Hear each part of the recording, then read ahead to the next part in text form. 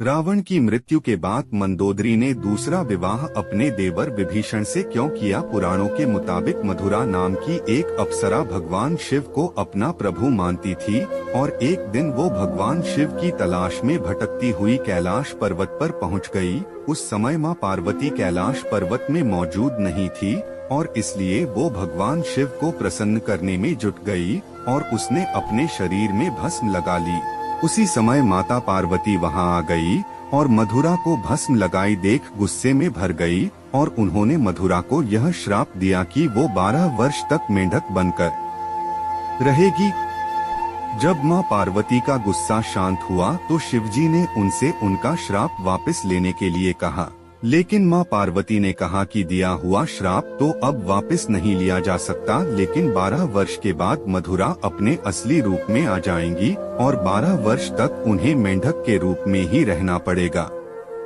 असुरराज मायासुर और उनकी पत्नी हेमा 2 बेटों के माता पिता था। उनका नाम मायावी और दुदुम्भी थे और वो बेटी की कामना के लिए तपस्या कर रहे थे। वो दोनों ही कैलाश पर्वत पर काफी सालों से पुत्री कामना के लिए तपस्या करते रहे। तभी एक दिन उन दोनों को कुएं से एक मेंढक के रोने की आवाज आई। जब उन्होंने कुएं में झांक कर देखा तो उन्हें मधुरा मेंढक रूप में दिखाई पड़ी। जब उसकी कहानी दोनों पति पत्नी को पता चली तो उन दोनों का दिल भर गया और उन्होंने अपनी तपस्या छोड़ दी और मधुरा को अपने साथ अपने महल ले आए।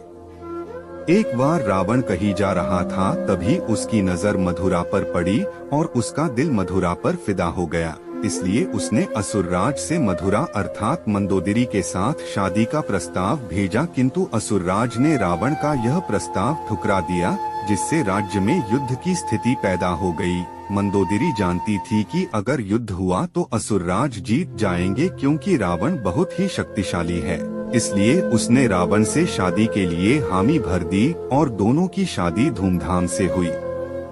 लेकिन जब रावण सीता माँ का अपहरण कर लंका में लेकर आए तब मंदोदरी ने इसका खूब विरोध किया, लेकिन रावण ने उसकी भी एक बात ना मानी और आखिरकार राम जी के हाथों रावण की मृत्यु हो गई।